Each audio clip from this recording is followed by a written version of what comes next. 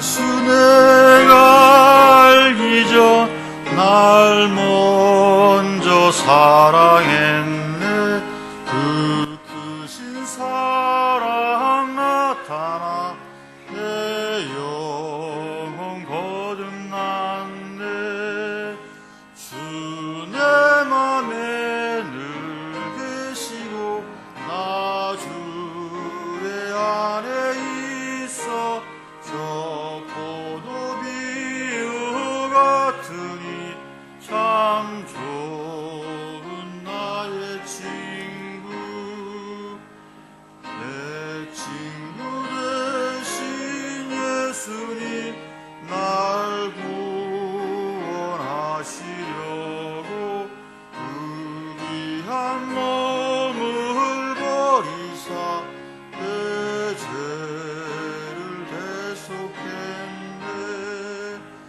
나 주님을 늘 믿으며 그 손을 의지하고 내 몸과 마음을 바쳐서 끝까지 충성하리. 내 진실하신 친구여 그 은혜 내려주사 날 항상 보호하시고 내 방패 되옵소서. 그 풍성한 참 사랑을 위능히 끊을 소냐. 날 구원하신 예수는 참 좋은 나의 친구. 하나 찬송 더 하겠습니다. 356장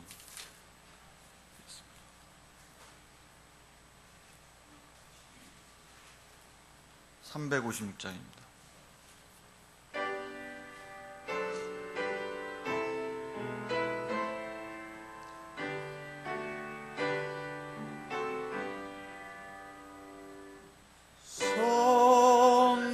성자의 귀한 몸 날 위하여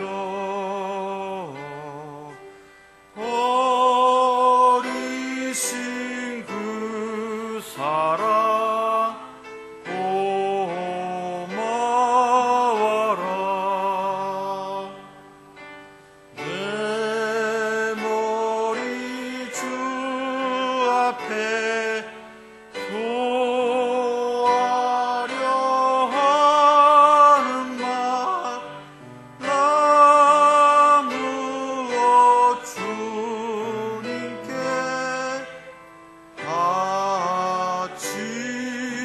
바치리까. 지금도 날 위해 간구하시 이 옅은 믿음이 가옵나니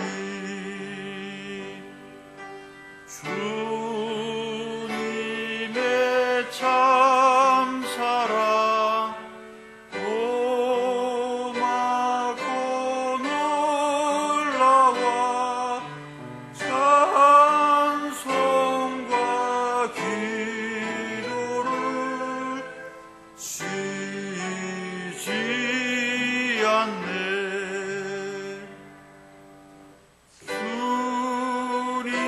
주님의 십자가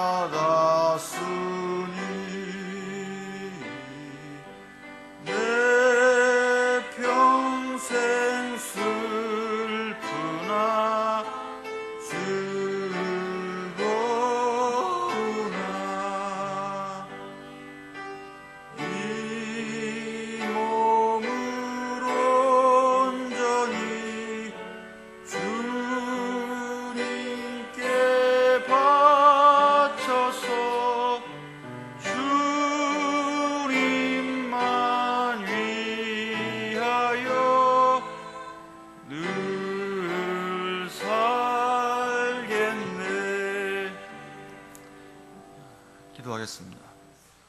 감사하신 아버지 하나님, 오늘도 우리가 이렇게 주님의 이름으로 모여 주님의 말씀을 상고하고 또 주님의 어떠하심을 더 깊게 알 수 있는 은혜의 기회를 주심을 감사합니다. 이 시간 주님께서 빛을 우리에게 비춰주시기 원합니다. 세상에 많은 사람들이 있지만 또 어떤 이들은 진리를 찾고 있지만 주님께서 주님의 빛을 보지 못해 다른 길로 가고 있습니다. 이 시간 주님께서 우리에게 진리의 빛을 비춰주셔서 우리가 참으로 주님이 비춰주신 그 미단에서 걸을 수 있도록 인도해 주시기 원합니다. 모든 말씀을 예수 그리스도의 이름으로 기도드렸습니다. 아멘. 예. 오늘은 무선 마이크가 안 돼갖고 못 내려야겠네요. 그래서 좀 약간 불편한데, 지난 시간에서 예수 그분은 누구인가? 우리는 지금 이 길에 와 있습니다. 성경에 보면은 영생은 예수 그리스도를 아는 것이고 복음은 또 그 아들 자신이라 그랬습니다. 그분의 아들에 관한 것이 복음이니까 우리가 그냥 예수 그분은 누구인가? 예수님을 아냐 그러면 뭐 사도신경에 나오는 예수님 아니시고 딸딸 외워서 그런 아는 예수가 아니라 예수가 어떤 계통을 따라서 오셨는가? 그분의 생명 구조가 무엇인가? 아는 것이 우리의 평생 과업입니다. 그래서 제가 예수 그분은 누군가 했는데 저도 정해놓고 이렇게 무조건 일단 제목을 적어놓고 일주일간 이렇게 준비하는데 제 이제 뭐 좀 딸리고 그래서요. 지식이 딸려서 예수님을 아는 게 없고 그래서 좀 힘들더라고요. 저도.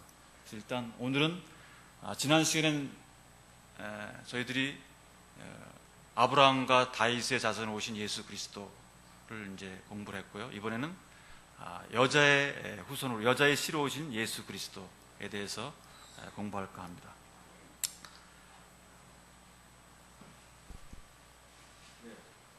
그래서 여자의 지난 시간에 이제 배운 것을 잠깐 이렇게 이제 요약을 하고 넘어가야겠습니다. 그렇지 않으면은 아브라함과 다윗의 자손 예수 그리스도와 여자의 자손과 이게 같은 자손이기 때문에 같이 연결이 됩니다. 마태복음 1장 안에 다 포함이 되어 있지 않습니까?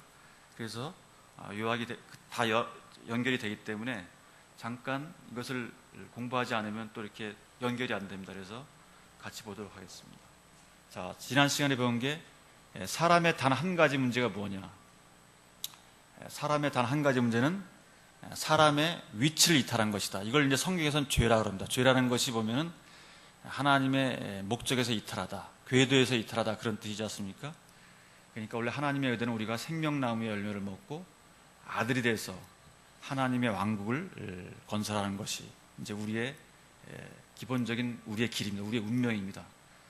그런데 사탄이 와서 이것을 먹는 날에 너희가 신들이 될 것이다, 곧 천사이 될 것이다. 그래서 사탄이 아담이 그 꼬임에 넘어가서 이제 반대 방향으로 온 겁니다.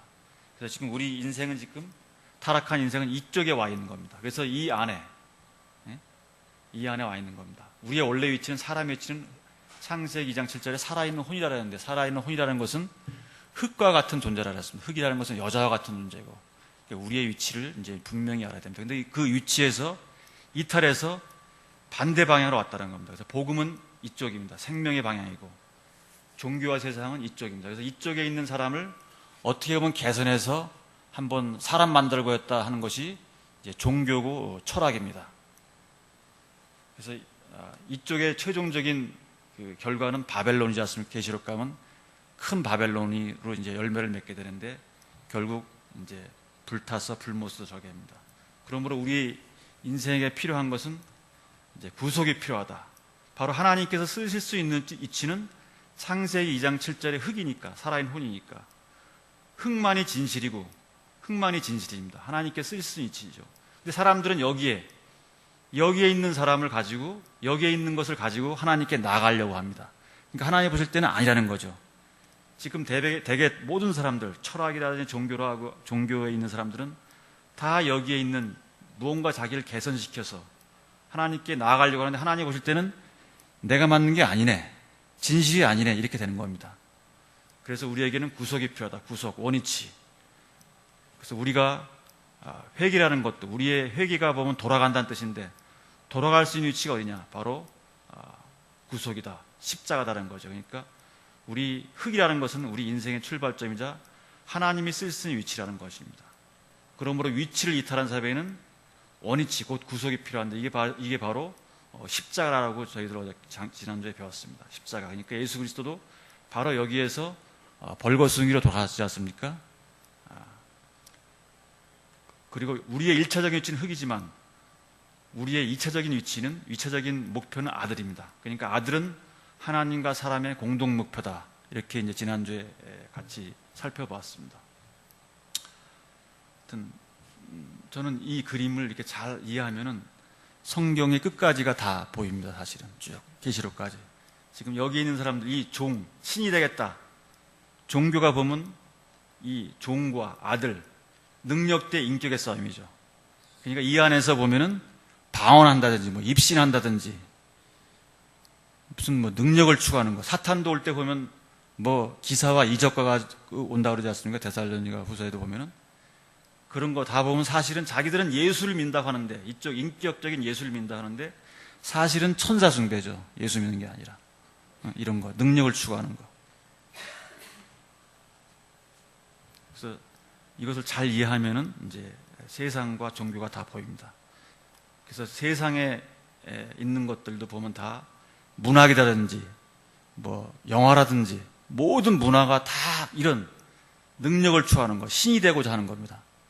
그래서 이 사람의 위치를 이탈한 사람은 사람의 위치를 이탈하다 보니까 신이 되려고 하든지 사람 이하인 짐승이 되려고 하든지 이렇게 된다는 겁니다. 그래서 옛날에 보면 하나님께서 성경에 보면 그 왕들을 향해서 짐승이라고 그랬지 않습니까? 사람의 위치를 이탈하니까 사람 이하인 짐승이 되든지, 자기들은 신이라고 했지만은 하나님 볼 때는 짐승이라는 겁니다. 사람이 그러니까 원위치를 못 찾으니까 사람 이상인 신이 되려고 한다든지 사람 이하인 짐승이 되려고 하는 것이 타락한 사람, 위치를 이탈한 사람의 결과라는 겁니다. 자, 그래서 이것을 요약해 다시 한번 정리를 하면은 사람의 운명, 운명이란 말은 뭐 기독교 잘 안 쓰는 말인데 이건 하나님께 정해놓은 길입니다. 이것을 벗어나면 안 된다는 거죠. 사람은 흙, 이 흙이 바로 우리의 인격을 얘기하는, 우리의 위치를 얘기하는 겁니다. 하나님께 대해 여자와 같은 존재입니다. 자체 씨가 없습니다. 땅은 그래서 인격을 상징합니다. 근데 대부분의 종교는 내 안에 씨가 있다. 그래서 그 씨를 찾지 않습니까? 나는 신이다라는 거지 않습니까? 그러니까 땅, 인격은 인생의 출발점이며 하나님께 쓸 수 있는 위치입니다. 그러므로 인격을 우리는 어떻게든지 지켜야 됩니다. 이 땅을 지켜야 됩니다. 그래서 성경에서 계속해서 그 땅을 얘기하고 있는 겁니다. 아브라함한테 땅을 지켜라. 땅을 떠나면 또 막 그 어떤 고난이 오지 않습니까? 인격을 이탈한 것입니다. 그러나 아담은 신격을 불허해서 인격을 이뤘습니다. 자, 그러므로 구속된 인격, 되찾은 땅만이 하나님의 씨를, 하나님의 생명을 받아 아들을 생산할 수가 있는 것입니다. 또 사람의 운명은 동산을 가꾸고 지켜야 된다니까. 이 동산이 바로 교회고 이게 첫 왕국이고 그렇지 않습니까? 그러니까 우리의 운명은 교회 인생으로 태어났다. 이것을 이제 아는 것이 대단히 중요합니다. 자, 지난 시간에 했던 것 간단히 한번 살펴보겠습니다. 아브라함과 다윗에서 오신 예수 그리스도. 예수님이 어떻게 오셨는가? 바로 히브리인의 혈통, 강을 건넌 자의 혈통을 따라오셨다는 겁니다. 인도와 우리나라에서는 예수님이 태어날 수 없다는 겁니다. 왜? 강을 건넌 자가 없기 때문에. 강을 건넌 자 안에서만이 강을 건널 수 있는 분이 나오기 때문에 그렇습니다. 그런데 이런 구원은 구원자는 하나님의 약속을 따라오신다는 겁니다. 사람의 어떠함에 달려있지 않고 구원은 하나님의 약속에서 시작되고 성취된다는 것입니다. 근데 바로 아브라함은 복의 근원으로 약속이 된다고 이제 하나님께서 약속을 해주셨습니다. 복의 근원이 되기 위해 아브라함에게 씨와 땅을 약속하셨습니다. 창세기 12장에. 예수님은 아브라함 안에서 강을 건너고 약속을 받은 사람이요, 육신적 혈통뿐만 아니라 영적 혈통을 따라 오셨습니다.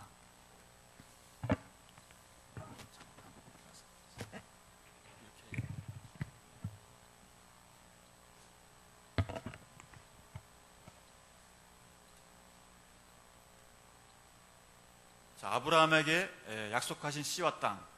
자, 씨와 땅은 사람과 하나님의 관계를 말하는 것입니다.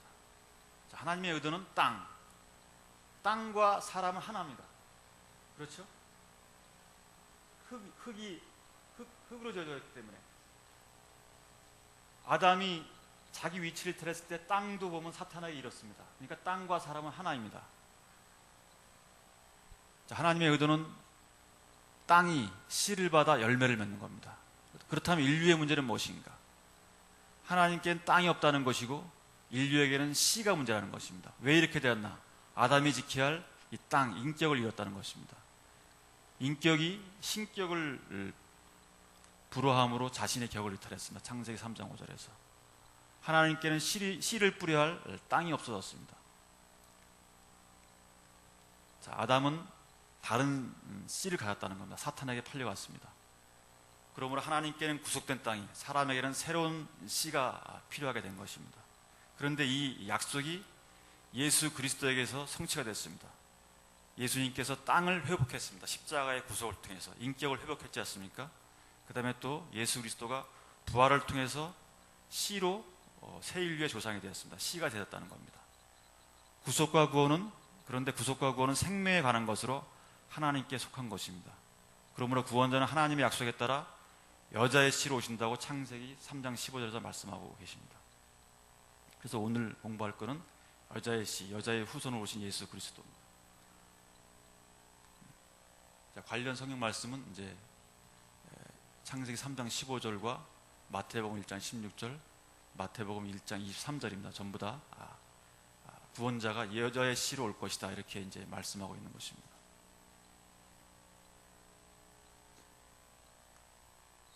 그렇다면 왜 여자의 씨에만 하는가? 자, 남자의 씨는 오염됐기 때문에 남자의 씨가 아닌 다른 씨가 필요합니다. 씨라는 것은 보면 한번 오염되면 고칠 수가 없습니다. 그 종묘할 때 보면 한번 그 오염된 씨는 다 갖다 버리지 않습니까? 그러므로 세상에 없는 씨, 하늘로부터 온 씨가 필요하고, 그러므로 이 씨는 생명에 속한 것이기 때문에 하나님의 약속이 필요하고, 이것은 혈통으로나 육신의 뜻으로 태어나지 않은 씨입니다. 자, 그러니까 여자라는 것은 약하다는 뜻입니다. 그러니까 예수 그리스도는 약한 자의 아들이라는 그런 의미입니다. 세상은 강한 자, 명성 있는 자를 자랑하나 하나님은 약한 자, 여자를 사용합니다. 창세기 그 6장 4절에도 보면은 그 하나님의 아들들이 되어서 사람의 딸들과 결혼해서 강한 자, 명성 있는 자를 만들어서 이들이 바벨론을 건설하지 않습니까? 근데 고린도서 1장 27절 28절에 보면 하나님께서는 우리를 다 세상에서 약한 자, 볼품없는 자를 택해서 하나님 백성으로 삼으셨다, 이렇게 말씀하고 있습니다. 그러면 하나님께 대해 사람은 여자 약한 자입니다. 이 마태복음 1장에 나오는 그 예수님의 족보에 보면 5 여자들이 나옵니다. 5 여자가 누구냐? 바로 우리 인생들을 얘기한다는 겁니다. 성경에서 남자는 하나님을 상징하고 여자는 사람을 상징합니다. 그러니까 그 여자가 우리와 관계없는, 내가 남자라 해서 우리 그 형제들은 내가 남자라 해서 그 여자들이 나 상관이 없다는 것이 아니라 그들은 인류의 대표들이기 때문에 그 안에 내가 포함되어 있다는 겁니다. 그렇게 해석해야 이게 해석이 됩니다. 근데 자매들은 이제 보니까 아마 하나님께 대하여 이 모든 인류는 여자이기 때문에 이제 금방 이해가 됩니다. 자매분들은 그러니까 쉽게 이해가 되죠. 근데 형제분들은 남자다 보니까 잘 이해가 안 나는 겁니다. 물론 자매한테는 남자지만 하나님께 대해는 남자도 다 여자라는 겁니다. 그래서 아마 교회 안에는 자매들이 많은 겁니다. 성경이라는 게 결국은 결혼 이야기지 않습니까? 하나님과 우리 인생들의 결혼 이야기. 종국적으로 결혼해서 함께 살자, 이거를 얘기하는 겁니다. 창세기 2장에 나오는 결혼 얘기가 너희들 육신적으로 너희들끼리만 잘 살아라, 그건 아니죠. 그건 하나의 형상이지. 종국적으로 우리가 하늘에 가서 하나님이 우리의 남편이 되시고 우리가 신부가 돼서 사는 것을 얘기하고 있는 겁니다. 자, 그러므로 우리 인생의 길, 여자의 길, 그런 것은 너희들 인생의 길이 이렇다는 것을 보여주는 겁니다. 하나님께 대하여. 자, 인생은 남편이 필요합니다. 하나님이 필요합니다. 인생은 집을 세우기 위해 시집을 갑니다. 하나님의 집을 세우기 위해서. 이게 우리의 운명이라는 거죠. 그런데 이 인생은 스스로 집을 세우지 못합니다. 남편, 곧 하나님의 동역이 필요하고, 여자는 시집 가는 곳이 자기 나라면, 우리 인생은 여기 세상이 우리나라가 아니라는 거죠. 내가 시집 가는 곳이 내 나라고, 남편의 민족이 내 민족이 된다는 겁니다. 이게 우리의 운명이라는 겁니다. 자, 예수님은 약한 자의 아들, 사람의 아들, 곧 어린 양으로 오셨습니다.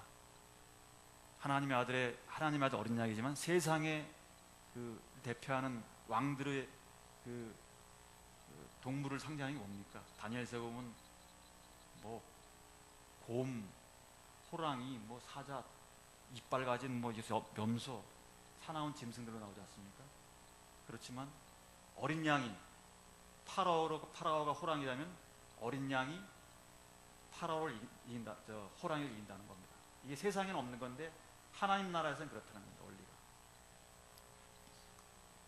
자, 첫 번째 보면 마태복음 다말이 나옵니다. 다말. 그러니까 예수 그리스도가 다말의 아들이라는 거죠. 그 다말이 어떻게 예수 그리스도의 조상이 되었나? 다말 그러면 이게 별도 금방 말씀드렸지만 다말이 바로 나라는 겁니다. 우리라는 겁니다.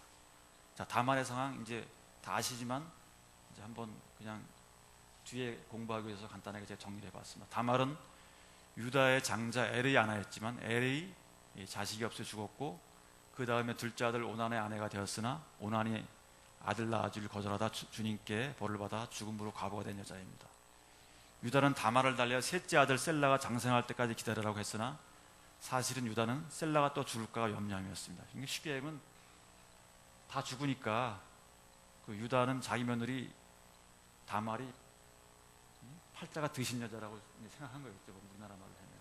그러니까 셋째 아들 죽으면 죽을까봐 안 준 겁니다.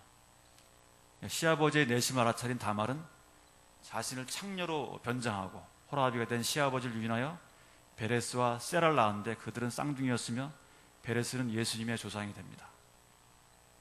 자, 이것은 이제 우리 인간적인 세상, 선악과를 먹은 사람들, 선악과의 기준, 도덕의 기준을 보면 이건 있을 수가 없네요. 지탄받아 마땅할 내용이고 돌에 맞아 죽을 내용이죠. 율법으로 봐도. 그런데 어떻게 이런 여자가 예수 그리스도의 조상이 되었나?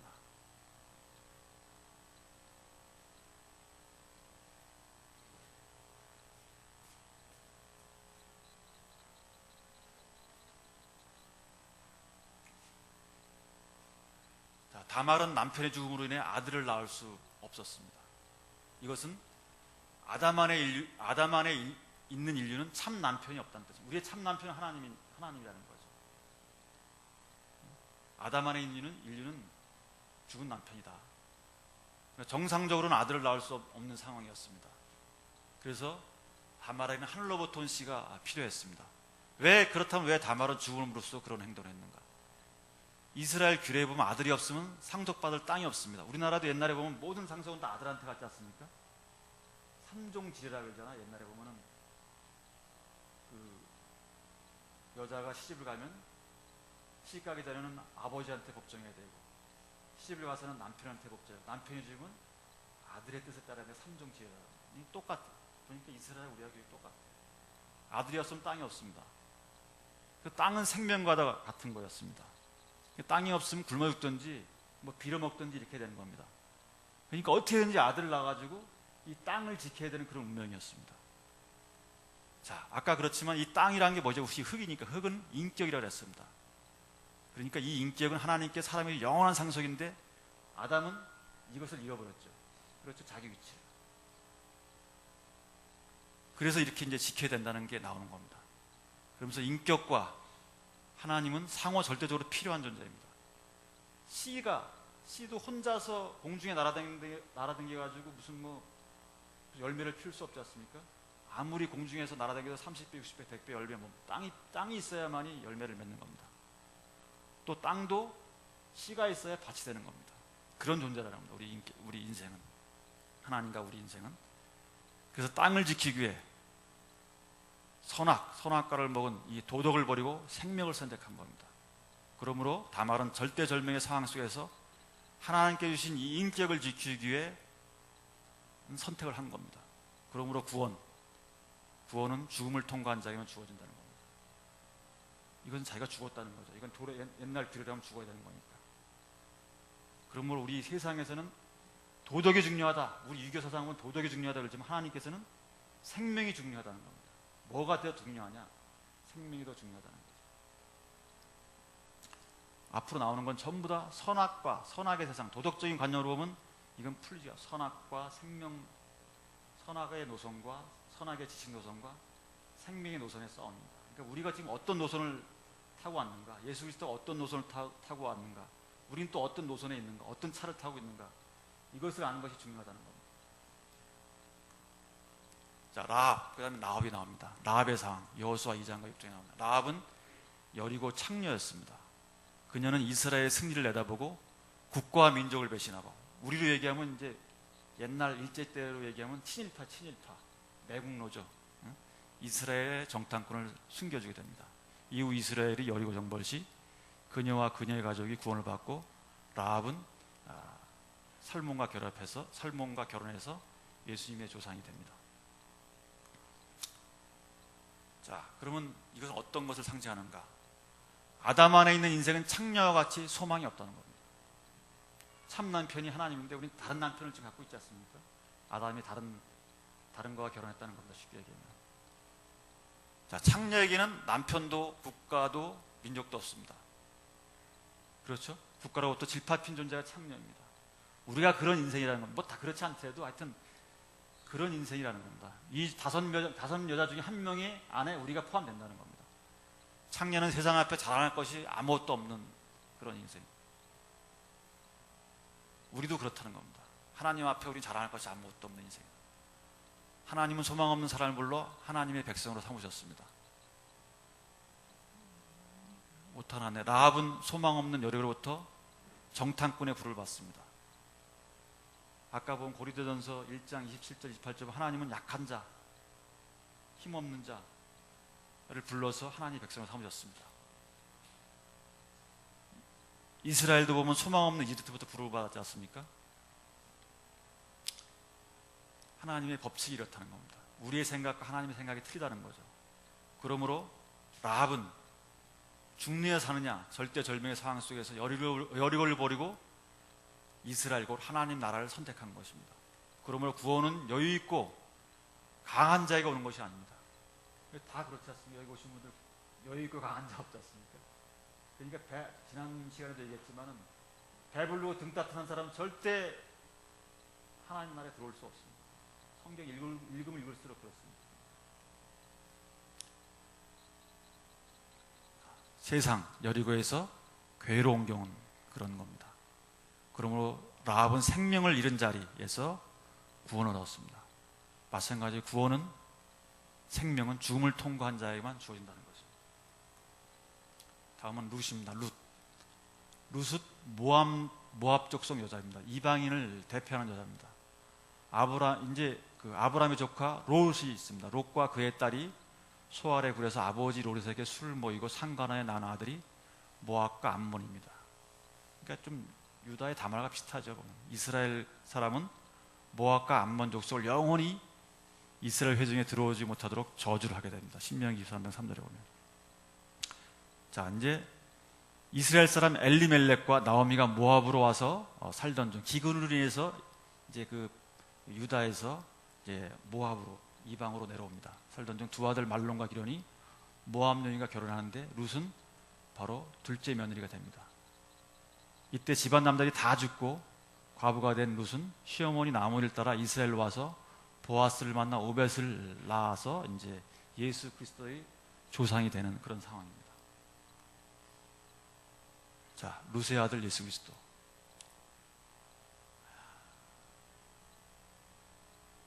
나오미 가족이 육을 쫓아서 베들레헴에 오니까 남자들이 다 죽어서 이스라엘 규례에 따라 상속을 이을 자가 없게 된 그런 상황입니다. 그러니까 육을 쫓아 베들레헴 유다를 떠났다가 남자는 그리스도의 형상이니까 남자를 잃었다는 겁니다. 나오미에게는 상속을 이을 아들이 필요하나 절망적인 상태입니다. 왜? 나이가 많기 때문에 더 이상 나오미에게는 사방이 꽉 막혀 있고 이제 하늘밖에 이제 상황이 없는 겁니다. 유다의 며느리 다말과 같은 상황입니다. 그러니까 이 룻은 보면 룻기는 사실은 유다와 똑같은 상황인데 다른 버전입니다. 다른 버전.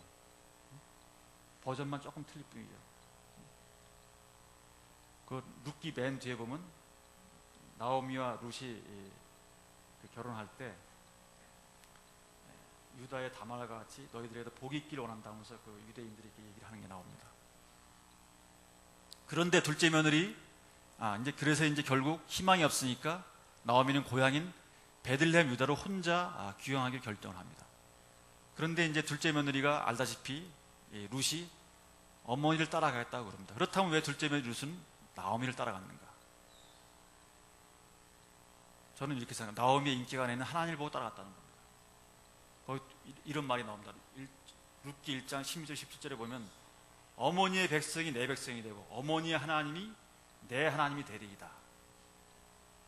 그렇게 얘기합니다. 거기에 무슨 룻이 나오미를 따라갈 때 하나님의 영이 룻을 감동시켜서 따라갔다 이런 말 안 나옵니다. 그러니까 성육신의 개념이에요. 룻이 나오미의 어떤 성육신의 개념, 성육신의 개념이 여기 인격이 나오는 겁니다. 그러니까 나오미 안에 있는 하나님을 보고 따라갔다는 겁니다. 그러니까 룻은 육을 따라하지 않고 영을 따라간 겁니다. 룻은 모압에서 영원한 집 이스라엘 하나님 나라로 시집으로 왔기에 시집을 버릴 수가 없었던 것입니다. 그러므로 룻은 나오미는 사실 인간적으로 나오미를 따라가면 안 되죠. 나오미 가면 고생이잖아요. 가면 또 그 다른 나라에 가면 이방 여자로서 이스라엘 가면은 사람 취급도 못 받고 진짜 얼마나 고생하겠어요. 그렇지만은 룻이 보면 소망 없는 나오미 십자가를 따라가서 생명을 얻었다는 겁니다. 그래서 여기서 나오미는 십자가를 지신 그리스도의 형상을 의미합니다. 그러면 룻은 십자가를 통과했습니다. 어머니께 죽는 곳에 나도 죽으리라 이런 말이 나옵니다. 그래서 십자가를 통과한 나오미는 첫째 남편은 죽었지만 영원한 둘째 남편 부활하신 예수 그리스도의 형상인 보아스를 얻게 됩니다. 여기 보면 우연이란 말이 있습니다.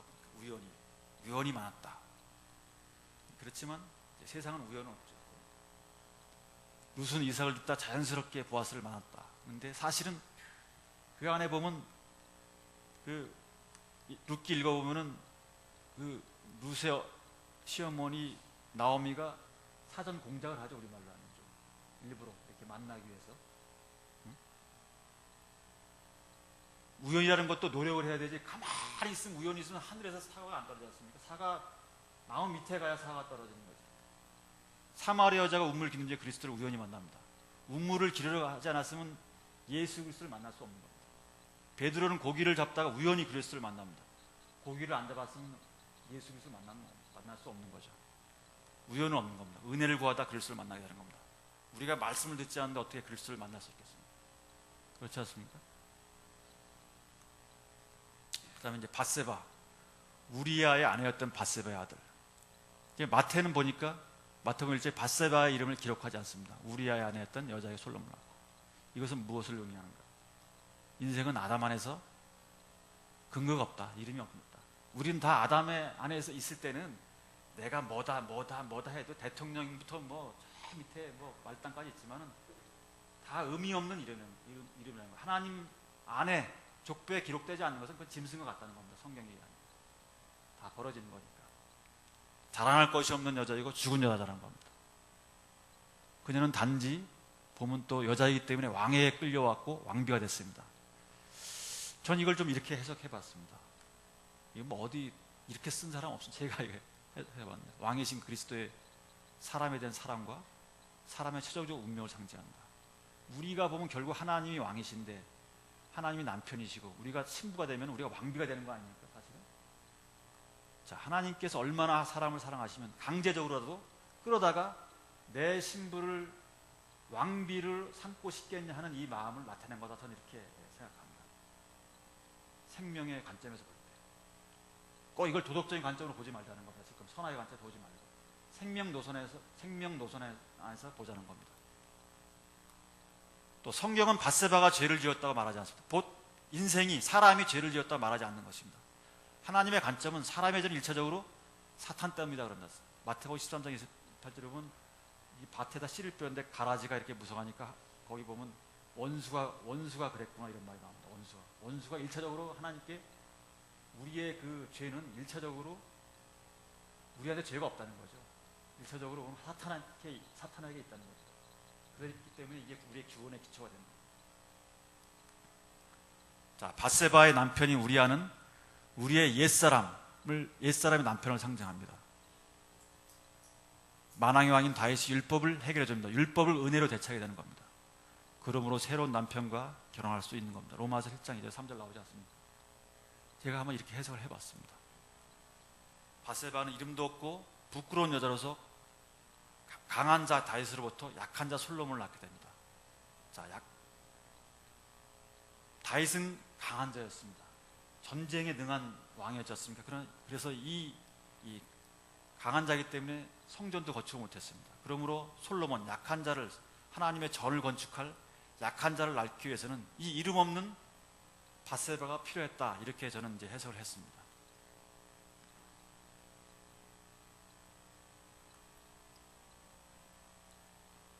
마리아의 아들 마리아, 5번째입니다. 하나님의 경륜에서 마리아는 이제 여자 사람을 대표합니다. 뭐 다 대표하지만 아주 전형적으로 우리 사람을 대표하는 겁니다. 흙이 바로 이제 우리 사람이지 않습니까? 흙 사람인데 여자라 그랬습니다. 흙 여자 속에 숨을 불어넣어 아담을 창조한 것 같이 하나님은 흙 여자 사람에 들어가서 하나님의 아들을 낳게 됩니다. 그렇죠? 마리아, 그 여자 사람의 아들은 사람의 아들입니다. 아담은 사람의 위치를 떠났기에 이 땅에는 사람이 없었고 하나님은 이 땅에 사람의 아들이 나타나기를 기다렸습니다. 아담이 사람의 위치를 떠났기 때문에 아담의 자손 안에는 하나님 보실 때 사람이 없다는 겁니다. 하나님은 하나님의 절대적 갈망은 사람이지 않습니까? 근데 아담이 위치를 떠나서 다른 씨를 가졌기 때문에 하늘에서 내려다 보니까 사람이 없다는 겁니다. 그러니까 예수님이 오셔가지고 예수님은 계속해서 나는 사람의 아들이라 말씀하신 거예요. 오죽했으면 사람이 없으니까. 하나님은 그만큼 사람을 원하신다는 겁니다. 또 마리아는 자유가 없는 여자였습니다. 마리아는 남편을 잃은 여자들 안에 있을 뿐만 아니라 남편을 빼앗긴 여자 안에 있고 결혼할 수 없는 여자였습니다. 그렇죠. 세상적으로 보면 돌로 쳐서 죽임을 당할 운명하는 여자였습니다. 그러므로 죽음을 통해 하나님의 아들을 출산하게 되는 겁니다. 자, 제가 이거 한번 이렇게 분석해봤는데 구원자는 5단계를 거쳐 오십니다. 보니까 이제 5 여자 끝내놓고 공통적인 것들을 한번 이렇게 쭉 살펴보겠습니다. 이 다말, 랍, 룻은 남편이 죽었습니다. 밧세바, 마리아는 남편이 원래 있었죠. 이 세 여자는 새로운 남편을 만나 아들을 낳고 밧세바, 마리아는 다른 남자의 아들을 낳습니다. 자, 근데 보니까 4명의 여자는 도덕적 횡결이 있고 1명의 여자는 정결합니다. 그러니까 예수 그리스도를 상징하는 거였죠. 4는 피조물이고 1은 5가 나왔는데 성경에 보니까 내가 보면 5는 죽음을 상징하는 게 있습니다. 그래서 예수 그리스도와 사람은 십자가에서밖에 연합이 안 된다. 뭐 기도를 한다거나 뭐를 한다거나 거기서 연합되는 것이 아니고 오직 우리는 십자가 안에서 구속됐기 때문에 십자가 안에서밖에 연합이 안 된다. 거기서 하나 된다는 거죠. 그러므로 죽음을 통과하여 부활의 생명이 창출된다. 이렇게 제가 이제 해석을 해봤습니다.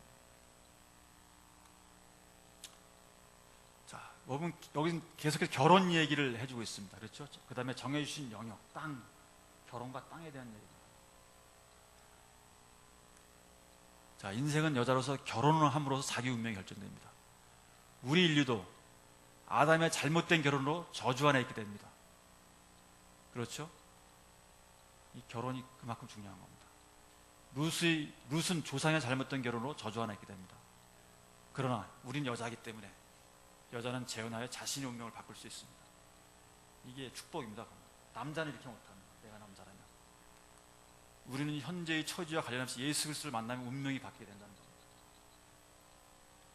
자, 하나님이 정해주신 영역, 땅, 내 인격 이런 겁니다. 그리스도가 나의 인격이지 않습니까? 떠난 결과거든요. 아담은 자기 위치를 떠난 결과 죄가 들어왔습니다.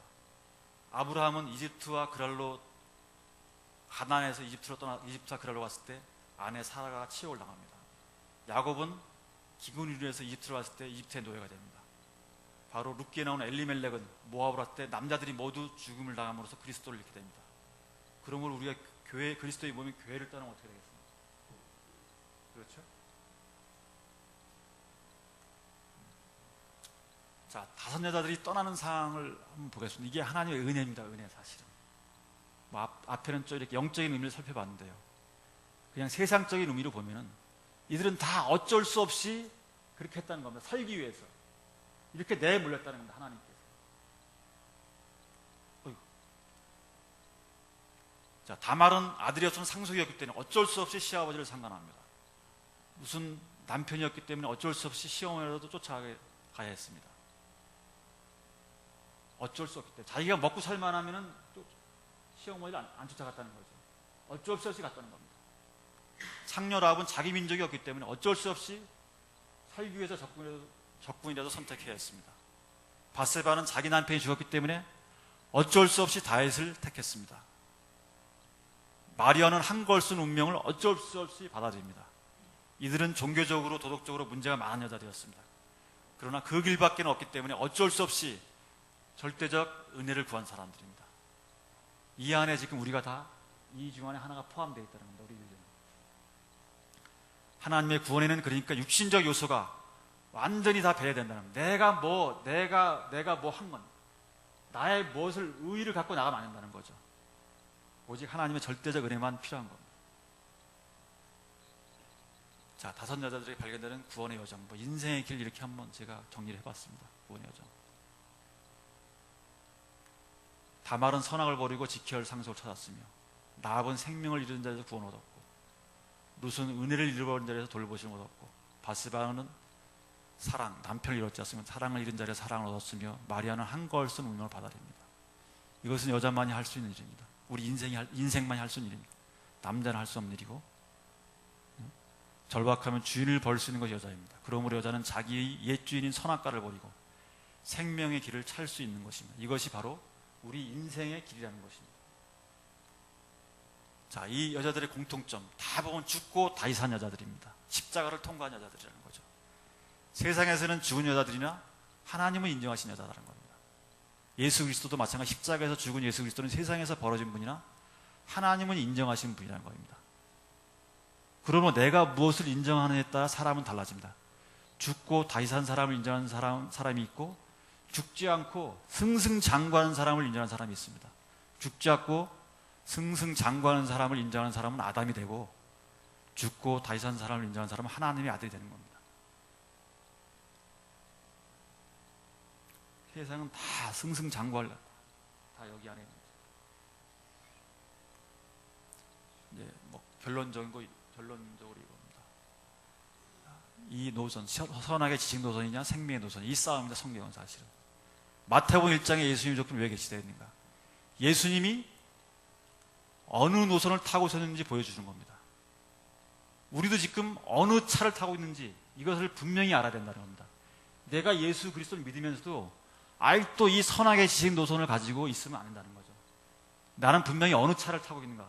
나는 호남선을 타고 있는가? 나는 경부선을 타고 있는가? 이걸 분명히 알아야 된다는 거죠. 자, 5 여자들은 선악의 지식 노선 안에서는 지탄의 대상입니다. 그러나 생명 노선 안에서는 하나님께 인정된 여자입니다. 하나님은 우리의 생각과 우리의 상식과 생각 밖에 계신 분이죠. 하나님의 생각과 사람의 생각은 틀립니다. 하나님은 우리 인간들이 생각하는 것에 절대 안 계십니다. 그러므로 우리는 지금 어느 노선 안에 있는가? 이게 중요하다는 겁니다. 네, 결론은 이거 읽고 끝내겠습니다. 우리는 예수님보다 세상적으로 본다면 더 좋은 조건에 출생했습니다. 5 여자를 통해서 낳은 사람들은 세상적으로 본다면 우리보다 훨씬 나쁜 조건에서 태어난 사람들입니다. 우리는 너무 좋은 조건에서 태어났습니다. 우리의 어머니는 그들처럼 지탄받는 어머니가 아니었습니다. 그런데 하나님 나라로 본다면 그분들은 하나님 나라를 극명하게 표현할 수 있는 조건에서 태어난 사람들이고, 우리는 하나님 나라를 극명하게 표현할 수 없는 조건에서 태어난 사람들입니다. 하나님 나라로 본다면 그분들이 더 좋은 조건에서 태어난 사람들입니다. 그런데 그분들이 있으므로 우리가 극명하지 못했음에도 불구하고 그분들을 통해서 우리의 운명이 극명하게 드러나게 되었습니다. 이를 위해 하나님은 이 사람들을 세우셨습니다. 우리를 위해서 세우신 것입니다. 그러므로 다말이 우리의 어머니이고, 라합이 우리의 어머니고, 루시 우리의 어머니고, 우리의 아내가 우리의 어머니고, 마리아가 우리의 어머니입니다. 또 그들이 우리 자신이라는 것입니다. 네, 끝내겠습니다. 네, 기도하겠습니다. 아버지 하나님, 감사합니다. 오늘 여자의 후손으로 쓴 예수 그리스도 안에서 우리의 노선을 보여주신 걸 감사하고, 우리를 그 안에 포함시켜 주신 것을 감사하고, 또 약속의 말씀 안에 약속 안에 우리를 포함시켜 주신 것 감사합니다. 어찌하든지 이 노선 안에 우리가 붙어 있기를 원하고, 그 길만을 보며 살아가기를 원합니다. 예수 그리스도 이름으로 기도드렸습니다.